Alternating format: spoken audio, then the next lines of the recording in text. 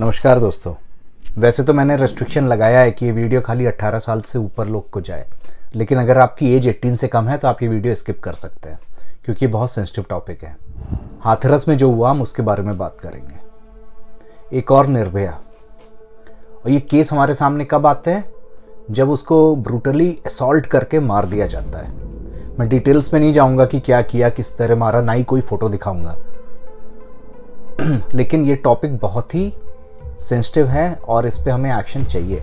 Action क्या चाहिए? 3 चीज़ें होनी चाहिए। पहला, फास्ट ट्रैक पे केस सॉल्व होने चाहिए और जो भी गिल्टी हैं उनको सीधे जेल में डालना चाहिए। दूसरा, जो ये विभोर आनंद टाइप के लोग हैं ना, जो आके सब केसेस में अपोजिशन में करके डिले कराते हैं, वो सब कम होना चाहिए। नहीं तो वो लोग अपना पॉपुलर होते हैं, फेम लेते हैं, केसों को सालों खींचते हैं और मीडिया में आके फेमस होते हैं, बस और कोई काम नहीं करते। रिजल्ट वही होना है, फिर भी यही काम करते हैं। तीसरा, हर एक जनता को जागरूक कराना चाहिए कि इससे vicious crime and you can be punished for that very badly. इसके लिए एक निर्भया कानून जो है वो पूरा डिटेल में होना चाहिए। हर एक को पता होना चाहिए, भैया रेप वेप या कुछ और ऐसा किया तो सीधे फांसी लगेगी। इस तरह से कानून होना चाहिए। इंसान डर से ही काम करता है। बड़े लोग को क्या डर होता है कि मार दिया जाएगा तुम्हें?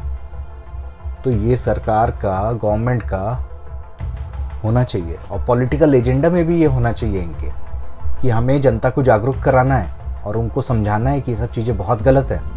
इस तरह से कभी ज़िंदगी में नहीं होना चाहिए। एक और न्यूज़ पढ़ी, इतनी डिस्टर्बिंग न्यूज़ है, बोलते हुए शर्म आ रही है कि 86 ईयर ओल्ड की दादी के साथ, बताइए आप, ये मतलब कुछ लोग हैं जो ऐसे खराब कर देते हैं। बीबीसी उसको दिखा रहा है, इन इंडिया दिस हैपेंड।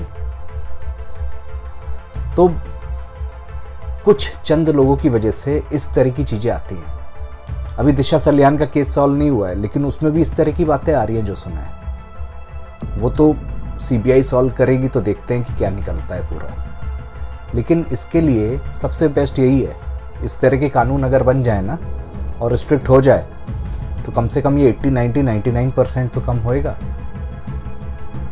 2018 का डेटा मिलता है नेट पे, उसमें दिखाता है कि 33,000, मतलब हर 15 मिनट के अंदर एक रेप इंडिया के अंदर होता है। अब ये डेटा 2018 का है।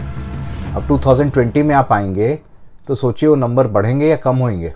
कम हुए हों तो बहुत अच्छी बात है, लेकिन लगता नहीं है कि जिस हिसाब से चीज़ें चलती हैं। निर्भया पैदा होती रहेंगी अगर एक्शन इस तरह से ना लिए गए। आपको क्या लगता है? आप बताइए, क्या होना चाहिए ऐसे लोगों का और क्या करना चाहिए सरकार को?